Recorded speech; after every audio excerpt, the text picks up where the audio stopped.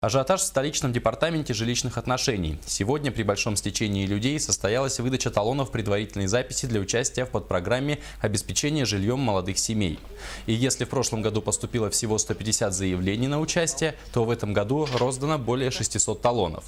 Прием документов будет идти 2 месяца до конца мая, но возможно продление приема и до июня включительно.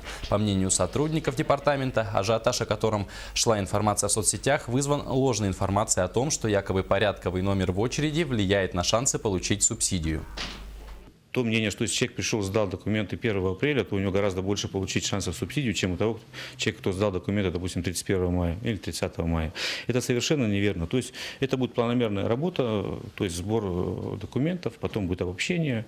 И те граждане, кто будет признан нуждающимся в улучшении условий конкретно по параметрам этой программы, они будут включены в список участников программы.